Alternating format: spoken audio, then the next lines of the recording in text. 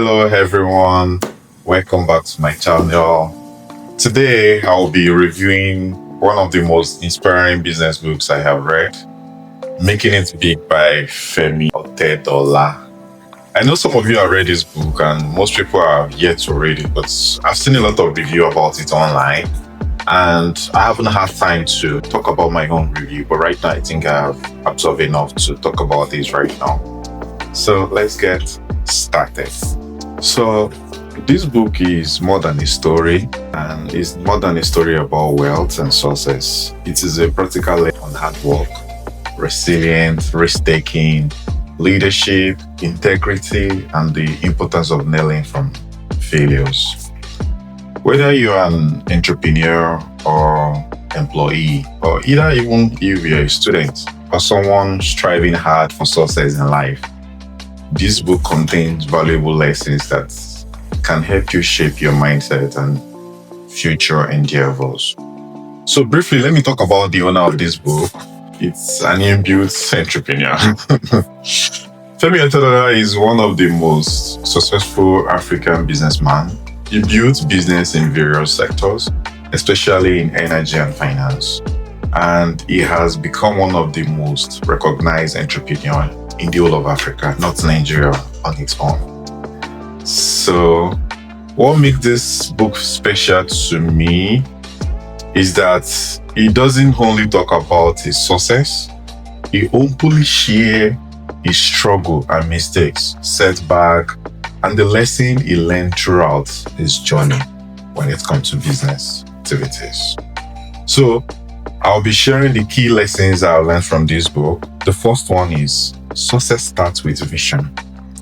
One of the biggest lessons from this book is that successful people see opportunity where others see problem. Femi Otedola teaches that every great achievement begins with vision, like a vision. Before success becomes visible to others, it first exists in the mind of the dreamer.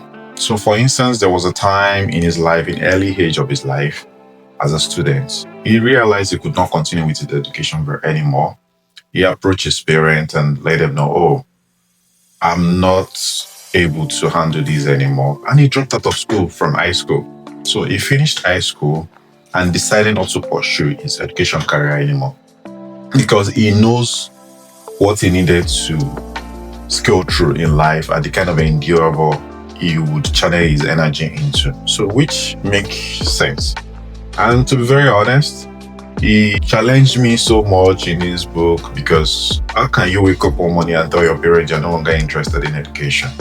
That's a very bold step to take as a growing African child, that our parents value education so much. The second valuable lessons I learned from this book is that hard work is non-negotiable. To be very honest, I don't know, people just feel people wake up to work one morning and they start plugging money on the tray. In this book, Femi Otedola emphasizes that there is no substitute for hard work. Many people admire successful people, like successful individuals, without understanding the sacrifice they made behind the scenes. Success requires consistency, like discipline and commitment. Let me take, for instance, when Femi Otedola was in high school and his father used to work for ExxonMobil. So when most of his father colleagues come home to visit his father, he approached them with cutting their nails like pedicure. As a growing child, thinking in that perspective of, oh, what I need to do to make money from my father's friend is to be able to find means to get money from them. It might be a very childish approach or something that every parent will now welcome, but at the same time, for him to think of things, that kind of thing, that shows he knows what is made of. He knows what is built for, the kind of vision he has. So hard work is non-negotiable. And also there was a time he started off as a banker, the microfinance bank. Then it was not called microfinance bank. He showed up to this business on a daily basis. He wakes up every morning. He only had 2 employees. He wakes up every morning and makes sure everything is going well with them. So for someone who is consistent enough to open a business and able to approach a bank for a loan, and he was able to even return back the loan after the time he used the money for the business. So that shows consistency in that kind of manner. So that's a lot of hard work for someone to be vulnerable enough to think about a business and come into limelight to make it to become something tangible that he can wake up to every morning and showcase his own personal ideal. Another take home for this book that I have learned is that failure is part of the journey. A lesson I particularly enjoy is that failure is not to be feared. Like Otedola explained that setbacks are often stepping stone to greater opportunities. Every successful person has experienced disappointment, but what separates winners is the ability to keep moving forward. For instance, when there was a recession in Nigeria, or I don't know, maybe it's a global thing, as far back as 2008 and 2009, Otedola had lose every of his business when he was in oil and gas sector. He lost a lot of money. He lost billions of dollars, and he could be able to build himself back to stand firm to where he is today. That shows he didn't just lay low because he failed and decided to just go down the drain. Instead of that, he rebuilt himself and is able to still stand strong until today. Another valuable lesson I learned from this book is take calculated risk like a business person. Growth requires courage. Femi Otedola demonstrated how strategic risk taking can open doors to extraordinary opportunity. Like playing it too safe may prevent people from reaching their full potential. To be very honest, as far back as early 80s, when the military regime was really a thing in Nigeria, Femi Otedola push and I admire his courage because he could even use the government to make money during that time. Because, for instance, imagine someone who decides to supply military men cars. They will give you money to go and get a car. And he's bold enough to think of, oh, I need to make money out of this. And he was able to even do the business without thinking less of himself, because everybody fears military in Nigeria so much that you don't even want to deal with them. You don't even want to have anything to do with the military. He took this courage without even thinking about the fact that his father was once a governor.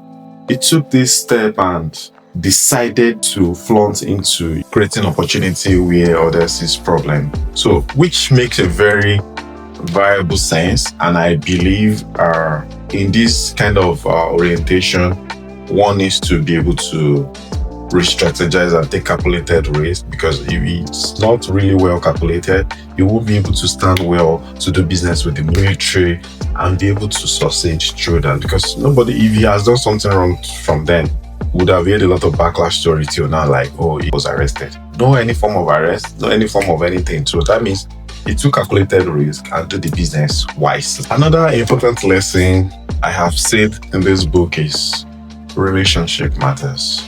Another important lesson is the value of relationship. Success is rarely achieved alone. Building trust, treating people well, and maintaining strong professional relationship can create opportunity that money can never buy. So one of the things that really surprised me the most is most of the time when Otedola faces challenges, he built opportunity from the kind of relationship he has. So there was a time when he was into oil and gas, when he just started newly, he needed space and he approached the Folawiyo's family. So Tunde Folawiyo approached his father because they have a very huge land. So he needed space to store diesel. So he approached the father. And the next thing the father told him when he went to visit was Emma Jafera. What Emma Jafera means in Yoruba is do it as soon as possible. Do it quickly. So if he doesn't have a very good relationship with Tunde, there's no way Tunde will connect him with his father. So in that manner, it's not just about, oh, I know this person, this father was a former governor. No, people don't relate with people like that. Everybody find means to stabilize themselves and stabilize their family. In the moment he showed up that he needed land, a space to store diesel, they could have tell him, oh, we need it for something else. They could have built opportunity from something he's also looking for, because they also have funds to do the same business he's doing. But instead of that, they just told him, man, Jafera, like, do it as soon as possible. Even if at the end of the month, they later approached him with a volume of, I think, about 30 million naira for him to be paying as his monthly due. So that was when he also realized that he needed to buy land for himself to store more diesel. But at first, he needed a space. He could approach his friend. His friends took him to his father. So that shows high level relationship, which is very, very important. Don't look down on anyone. Don't think, oh, because you are doing well in this kind of sector now, you don't need any other person in other sector. No. Life of business does not work that way. You cannot clap with one hand. It takes two hands to clap. So in that manner, relationship is very important.